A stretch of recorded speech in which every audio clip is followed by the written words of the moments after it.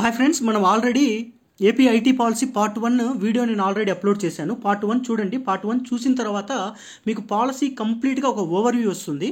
Overview వచ్చిన తర్వాత మీరు ఈ పార్ట్ 2, పార్ట్ 3, పార్ట్ 4 4 పార్ట్స్ ఏం పట్టవచ్చు, చిన్న చిన్నవి. మీరు అప్పుడు చూస్తే మీకు క్లారిటీ వస్తుంది. లేదంటే డైరెక్ట్గా మీరు పార్ట్ 2, పార్ట్ 3, పార్ట్ 4 చూస్తే మీకు క్వశ్చన్స్ గుర్తుంటాయి, ఆన్సర్స్ గుర్తుంటాయి, కానీ మీకు క్రోనాలజీ అసలు ఎలా ఉన్నది, పాలసీ మొత్తం ఎట్లా ఫ్రేమ్ చేశారనేది మీకు ఐడియా ఉండదు. సో ఈ పార్ట్లో వచ్చేసి మీరు వినాల్సింది ఏంటంటే, మీరు ఎలిమినేషన్ టెక్నిక్ అంటున్నారు కదా, చెప్తా. ఇక్కడ ఒక క్వశ్చన్ ఫ్రేమ్ చేశాను, కంప్లీట్లీ ఫుల్ ఆఫ్ డేటా. ఆ క్వశ్చన్ని త్రూ కాన్సెప్ట్ ద్వారా ఎలా సాల్వ్ చేయాలి, రెండోది through logical and common sense ద్వారా ఆ క్వశ్చన్ ఎలా బ్రేక్ చేయాలి, చిన్న డేటా పెట్టుకొని మొత్తం గుర్తుపెట్టుకోకుండా ఎలా సాల్వ్ చేయాలని మీకు క్లియర్గా ఎక్స్ప్లెయిన్ చేస్తా. చూడండి, ఎందుకంటే ఈ ఐటీ పాలసీ మనకు చాలా ఇంపార్టెంట్ అండి. మనకు సిలబస్లో మీరు అబ్జర్వ్ చేస్తే ఇక్కడ చూడండి ఒకసారి, ఇక్కడ రీసెంట్ ఐటీ పాలసీ అని మెన్షన్ చేశాడు. మన మిగతా పాలసీస్ అన్నంత పెద్దగా మెన్షన్ ఏం చేయలేదు, కానీ మన అఫీషియల్ సిలబస్లో రీసెంట్ ఐటీ పాలసీ ఒకటి ఉంది. దాని తర్వాత ఎంఎస్ఎంఈకి సంబంధించిన ఒకటి ఉంది, recent AP industrial development policy. ఈ 3 పాలసీస్ ఇంపార్టెంట్. రీసెంట్ నేను చేయలేదు, చేస్తాను మీ రెస్పాన్స్ని బట్టి. ఏమేమిటి? రీసెంట్ ఐటీ పాలసీ, తర్వాత recent AP industrial development policy, MSMEs. ఈ 3 పాలసీస్ క్లియర్గా వాడు మెన్షన్ చేశాడు సిలబస్లో. మిగతా పాలసీస్ ఇంపార్టెంట్ కాదా అంటే మిగతాయి కూడా ఇంపార్టెంటే, బట్ ఈ 3 చాలా ఇంపార్టెంట్. ఈ 3 నేను ఇప్పటి వరకు చేయలేదు, ఈ 3 నేను చేస్తాను. సరే, ఓకే. ఈ సిలబస్ పక్కన పెట్టండి. ఆల్రెడీ డాక్యుమెంట్ ఓవర్గా ఎక్స్ప్లెయిన్ చేసి ఇప్పుడు మనం డైరెక్ట్గా ఎంసీక్యూస్లోకి వెళ్దాం. క్వశ్చన్ వచ్చేసి, according to AP IT policy what percentage of jobs postings approximate in India now promote remote or hybrid working arrangements profiled by AI driven goods. ఏంటంటే ఏపీ ఐటీ పాలసీ ప్రకారం ఎంత శాతం జాబ్స్, అదే పోస్టింగ్స్, అవి remote or hybrid working అరేంజ్మెంట్స్కి promote చేస్తాయి and they are profiled by AI driven jobs అని ఆ పర్సంటేజ్ అని అడుగుతున్నాడు అండి. ఆ పర్సంటేజ్ వచ్చేసి 20% అండి. 20%. నేను అఫీషియల్ డాక్యుమెంట్లో ఏదైతే మీకు ఫస్ట్లో ఓవర్వ్యూ చూపించానో ఆ పోర్షన్నే నేను హైలైట్ చేసి, కట్ చేసి, కాపీ చేసి ఇక్కడ పేస్ట్ చేశాను. చూడండి, ఇక్కడ క్లియర్గా ఎక్స్ప్లెయిన్ చేశాను. Approximately 20% of the job postings in India now promote remote or hybrid workings arrangements of from the 0.9% in 2020. అంటే 2020లో రిమోట్ ఆర్ హైబ్రిడ్ వచ్చేసి 0.9% ఉండేది, అంటే లెస్ దాన్ 1% ఉంది. అదే ఇప్పుడుకి వస్తే 20% అంట, చాలా huge jump. They are profiled by the AI driven jobs. ఓకేనా? నెక్స్ట్ క్వశ్చన్ మీకు చెప్పా కదా క్వశ్చన్ ఉందని, చూడండి, చూపిస్తా. Next question, according to AP IT policy in financial year 2023 what percentage of India's GDP was contributed by the Indian information technology. ఎంత percentage India's GDP IT sector నుంచి contribute అవుతుంది? అది వచ్చేసి 7.5%. మీకు చూపిస్తాను. మీకు చెప్పా కదా డేటా క్వశ్చన్ అని. ఇప్పుడు క్వశ్చన్ చూడండి. అసలు చూడండి, ఇక్కడ 254 అంటున్నాడు, 3.58 అంటున్నాడు, 200 అంటున్నాడు, 33 అంటున్నాడు, మళ్ళీ 54 అంటున్నాడు, 5.9 అంటున్నాడు, 5.3 అంటున్నాడు. అసలు ఇంత డేటా ఉంటే ఎవడన్నా అసలు క్వశ్చన్ అటెంప్ట్ చేస్తాడండి? అసలు చూడడానికే టెక్నాలజీ ఇండస్ట్రీ రెవెన్యూ గ్రోత్ అంటున్నాడు. సో మీకు ఇప్పుడు నేను ఇదంతా చదివినా ఎక్స్ప్లెయిన్ చేసినా మీకు అర్థం కాదు. సో ఇప్పుడు నేను కిందికి వెళ్ళి కాన్సెప్ట్ క్లియర్గా ఎక్స్ప్లెయిన్ చేస్తాను. కాన్సెప్ట్ ఎక్స్ప్లెయిన్ చేసిన తర్వాత ఈ క్వశ్చన్ని మనం సాల్వ్ చేద్దాం. నాస్కాన్ రిపోర్టు ఏం చెప్పింది, మన ఏపీ ఐటీ పాలసీస్లో ఏమేంది డేటా ప్రొజెక్ట్ చేసిందని మీకు కాన్సెప్ట్ అర్థమైన తర్వాత క్వశ్చన్ ఆటోమేటిక్గా సాల్వ్ అయిపోద్ది. కాన్సెప్ట్ అయిపోయిన తర్వాత మీరు లాజికల్గా ఎలిమినేషన్ ఎలా చేయాలి, ఎలా పట్టుకుంటే ఆన్సర్ వచ్చింది అనేది మీకు చెప్తా. చూడండి, క్వశ్చన్ చూడండి. ఇది ఇందాక పైన 7.5% అనేది పై క్వశ్చన్, ఐటీ సెక్టారు మన జీడిపికి ఎంత కాంట్రిబ్యూట్ అవుతుందని. ఇక్కడ క్వశ్చన్ నేను వాడిచ్చింది నాస్కామ్ గాడు డాక్యుమెంట్లో ఏం మెన్షన్ చేశాడో అది మీకు చదువుతా. ఒకసారి కాదు, 2 సార్లు చదువుతా. 2 సార్లు కాదు, ఇంకొక 10 సార్లు చదివినా మీకు ఆ బిట్వీన్ ద లైన్స్ మీనింగ్ అర్థం కాదు. నేను క్లియర్గా ఎక్స్ప్లెయిన్ చేస్తా. ఫస్ట్ ప్లేన్గా చదువుతున్నా, చూడండి. According to NASSCOM the technology industry revenue growth including hardware has reached $254 billion in financial 2024, making a 3.8% year on growth and an addition of $9 billion compared to financial 2023. IT exports are expected to $200 billion with a 3.3% growth, while domestic technology sector is anticipated to exceed $54 billion, growing 5.9% over the. ఇలా చదివిన అనుకో మీకు ఏం అర్థం కాదు. నేను మళ్ళీ చదివినా మీకు అర్థం కాదు. చూడండి, according to NASSCOM the technology industry revenue including hardware has reached $254 billion in financial year 2024, marking 3.8% year on year growth on an addition of $9 billion compared to financial 23. IT export are expected to hit $200 billion with 3.3% growth, while domestic technology sector is anticipated to exceed 54 billion ఇంత ఉందండి, ఇంత ఉంది. ఇది చెప్పినా అర్థం కాలేదు. ఇప్పుడు నేను మీకు ఇక్కడ ఉన్న డేటాని మొత్తం నేను మీకు ఎక్స్ప్లెయిన్ చేస్తాను. చూడండి, అక్కడ ఏమంటున్నాడంటే 2023 ఉందండి. 2023 నుంచి 2024కి వచ్చేసరికి గ్రోత్ ఎంత అయిందయ్యా అంటే 3.8%. ఒక నిమిషం, ఎంత? 3.8%. లాజిక్ ఏంటంటే 2023 ఉందండి. ఈ 2023 నుంచి 2024కి వచ్చేసరికి సమ్ పర్సంటేజ్ ఇంక్రీజ్ అయింది. ఆ పర్సంటేజెస్ కింద ఉంది. ఆ పర్సంటేజ్ ఇంక్రీజ్ అయింది. ఆ ఇంక్రీజ్ అయిన పర్సంటేజ్ ఏంటంటే 9 బిలియన్లు ఎంతో ఉంది. ఇది మొత్తం యాడ్ అయితే ఇది వచ్చేసి 254 అంట. ఈ 254 వచ్చేసి 2 రకాలుగా స్ప్లిట్ అవుతుంది. ఒకటి ఏంటిది, రెండోది ఏంటిది, మళ్ళీ ఇక్కడ గ్రోత్ ఉంటుంది, ఇక్కడ గ్రోత్ ఉంటుంది. ఇది కాన్సెప్ట్ చూపిస్తాను, ఒక్క నిమిషం. 2023 ఉందండి. ఈ 2023 నుంచి 2024కి వచ్చేసరికి సమ్ పర్సంటేజ్ గ్రోత్ ఎంతో పెరిగింది. ఆ నెంబర్స్ కింద ఉన్నాయి, అక్కడ ఎక్స్ప్లెయిన్ చేస్తా. ఆ పెరిగింది ఎంత అనేది పెరిగింది. దాని తర్వాత ఆ పెరిగిన పర్సంటేజ్ వచ్చేసి 9 బిలియన్లు ఎంత. ఇది మొత్తం యాడ్ అయితే ఇది 254 అంట, 254 బిలియన్. ఇది వచ్చేసి 2 రకాలుగా స్ప్లిట్ అయింది. ఒకటి వేరేది. ఇది ఒక పర్సంటేజ్ గ్రోత్ అవుతుంది, ఇది ఒక పర్సంటేజ్ గ్రోత్ అవుతుంది. ఇక్కడ ఒక పర్సంటేజ్ వచ్చింది, ఇక్కడ ఒక పర్సంటేజ్ వచ్చింది, ఇక్కడ ఒక పర్సంటేజ్ వచ్చింది. ఇక్కడ ఎంత ఉందో మనకు తెలియదు. ఇంత పెరిగి ఇంత వచ్చిందని చెప్తున్నాడు. ఆ ఇంత వచ్చింది ఏదో క్లియర్గా వాడు మెన్షన్ చేశాడు. దీన్ని 2 రకాలుగా స్ప్లిట్ చేశాడు. ఈ 3 గ్రోతులు ఇవి. ఓకేనా? ఆ 3 గ్రోతులు మీకు క్లియర్గా ఎక్స్ప్లెయిన్ చేస్తా. చూడండి, 2023లో ఎంత ఉందో తెలియదు. 2023లో ఎంత ఉందో తెలియదు. అది ఎంత పెరిగిందయ్యా అంటే 3.8% పెరిగింది. 3.8% పెరిగింది. పెరిగి ఎంత అయిందయ్యా అంటే ఇది 254 బిలియన్ అయింది. ఈ 3.98% ఎంత అయ్యా అంటే 9 బిలియన్. ఓకేనా? ఈ 254 2 రకాల స్ప్లిట్ అయింది. ఒకటి 200, అది వచ్చేసి ఏంటి, ఐటీ ఎక్స్పోర్ట్స్ అంట. ఈ 200 వచ్చేసి ఐటీ ఎక్స్పోర్ట్స్. ఇంకొకటి వచ్చేసి 54, ఇది వచ్చేసి ఇదేంటంటే డొమెస్టిక్ టెక్నాలజీ. ఇది డొమెస్టిక్ టెక్నాలజీ. 2023లో ఎంతో ఉంది తెలియదు. అది 2024కి వచ్చేసరికి ఒక 3.8% పెరిగింది. అది పెరిగి టోటల్ 254 అయింది. ఈ 254 2 రకాల స్ప్లిట్ అయింది. ఒకటి 200, ఒకటి 54. 200 వచ్చేసి ఐటీ ఎక్స్పోర్ట్స్కి సంబంధించింది. 54 వచ్చేసి డొమెస్టిక్ టెక్నాలజీకి సంబంధించింది. ప్లస్ ఈ 200లో కూడా పర్సంటేజ్ ఇచ్చాడు. ఎంత ఇచ్చాడు? ఇది 3.3 అని ఇచ్చాడు. ఇది వచ్చేసి 5.9 ఇచ్చాడు. ఇదంతా మీకు గుర్తుపెట్టుకోవాలా? ఇప్పుడు చెప్పిందంతా గుర్తుపెట్టుకోవాలంటే ఇదంతా గుర్తుపెట్టుకోవాల్సిన అవసరం లేదు. మీకు ఇప్పుడు నేను కాన్సెప్ట్ ఎక్స్ప్లెయిన్ చేశాను కదా. ఇప్పుడు ఈ కాన్సెప్ట్ చెప్పింది ఎక్స్ప్లెయిన్ చేసినప్పుడు క్వశ్చన్ సాల్వ్ చేస్తాను. అప్పుడు మీకు డేటా ఎట్లా గుర్తుంటుందో చూడండి. తర్వాత డేటా గుర్తుపెట్టుకోకుండా చిన్న డేటా, ఫర్ ఎగ్జాంపుల్ ఎంత ఉంది, ఇక USD 200 బిలియన్ ఉంది, ఒక చిన్న నెంబర్. ఇదంతా రిపోర్ట్ మొత్తం మీద, ఈ రిపోర్ట్ మొత్తం మీద జస్ట్ ఒక 200 బిలియన్ రఫ్ ఐడిగా ఉన్న క్వశ్చన్ బ్రేక్ అయితే మీకు చూపిస్తాను. ఇప్పుడు క్వశ్చన్లోకి వెళ్దాం. చూడండి, ఏమంటున్నాడంటే the technology industry revenue includes hardware reached USD 254 billion. చెప్పా కదా, ఇక్కడ ఉన్నది ఇక్కడికి వచ్చేసరికి ఎంత అయింది? అది 254 బిలియన్. ఎంత గ్రోత్ పెరిగింది అంటున్నాడు? 3.8%. ఇదేగా 3.8%. ఇది కరెక్ట్ స్టేట్మెంట్. రెండో స్టేట్మెంట్ చూడండి, the IT exports are expected to hit USD 200 billion with 3.3%. అంటే ఇక్కడ 2 స్ప్లిట్ అయింది చెప్పాగా, ఒకటి ఐటీ, ఒకటి డొమెస్టిక్. ఇది ఎంత? ఇది 200 బిలియన్లు అని చెప్పాడు. ఇది ఎంత గ్రోత్ అయింది? 3.3. ఇది కరెక్టే.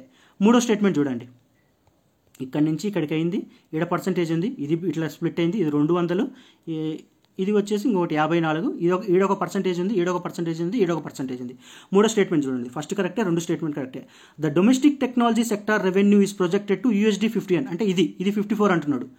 వచ్చేసి గ్రోయింగ్ 5.9. ఇది 5.9. ఇది కరెక్టే కదండి, మీకు చెప్పాక. ఇది 3.8 ఉంది, ఇది 3.3 ఉంది, ఇది 5.9 ఉంది, ఇది కరెక్టే. తర్వాత technology industry revenue growth is 5.3. Already technology revenue growth ఎంత ఆల్రెడీ మనకు చెప్పాం కదా, 3.8 అని. సో ఇది తప్పు. 4 తప్పు. అంటే అసలు ఇది పోద్ది, ఇది పోద్ది. ఇప్పుడు ఈ రెండిట్లో ఆల్రెడీ వచ్చేసింది కదా మనకు ఆన్సర్. ఇది కరెక్ట్, ఇది కరెక్ట్, ఇది కరెక్ట్. 1 2 3 కరెక్ట్ అండి. 4 తప్పు.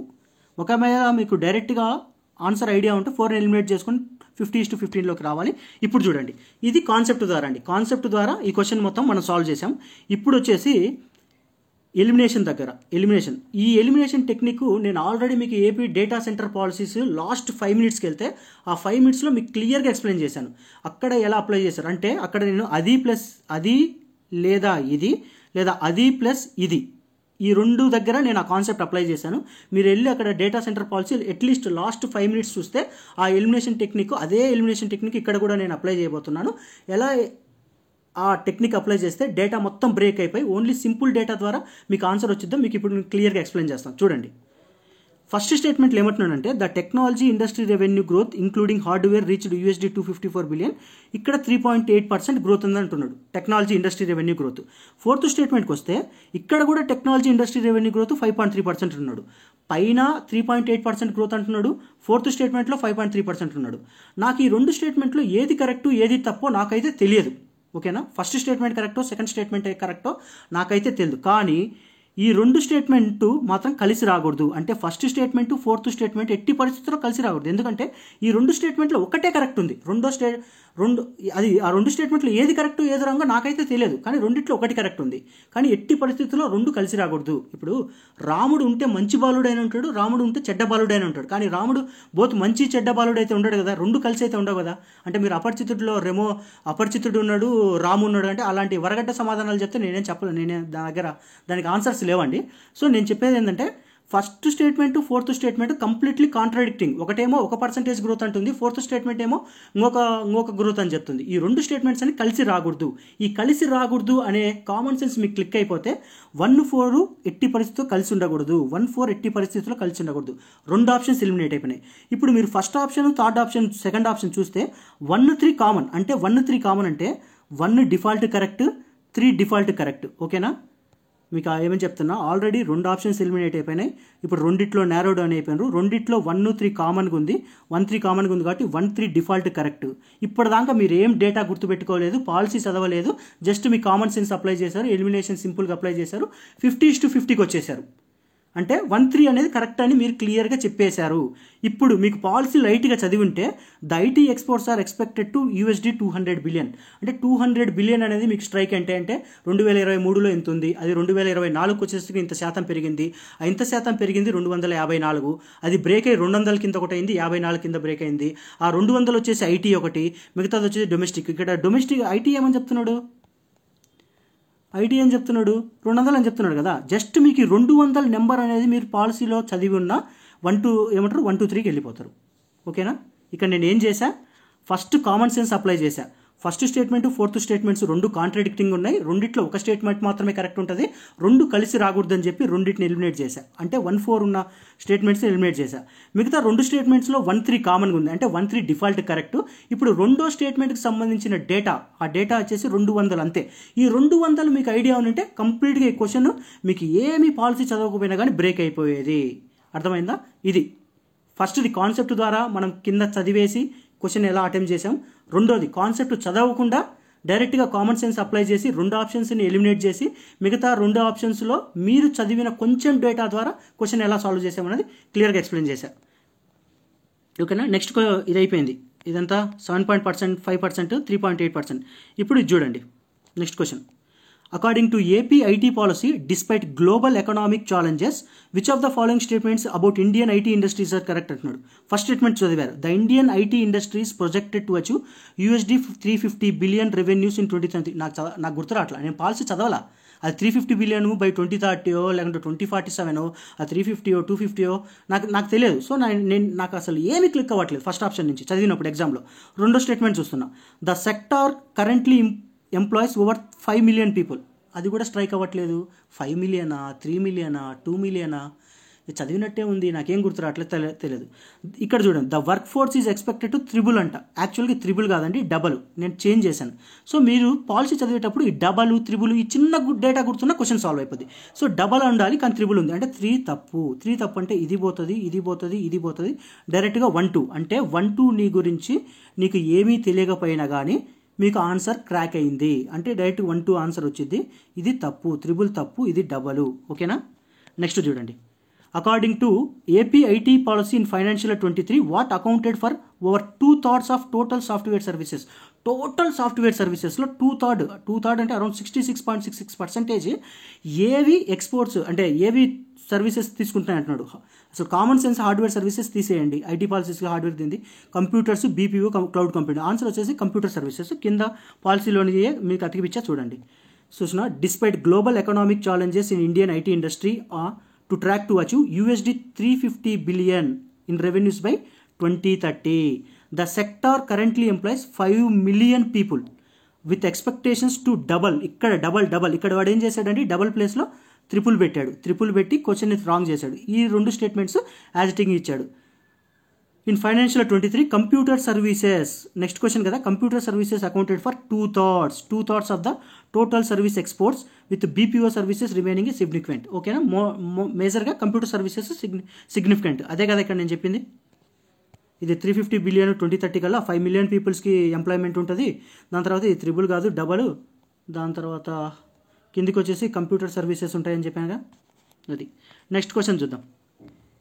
ఇక్కడ చూడండి, according to AP IT policy what is the prime factor driving for the projected increase in spending on data centre systems from 4% in 2023 to 10%. అంటే 2023లో 4% ఉండేదంట అండి. ఏది మన స్పెండింగ్ డేటా మీద, డేటా సెంటర్స్ మీద మన గవర్నమెంట్ మనది స్పెండింగ్ చేసేది.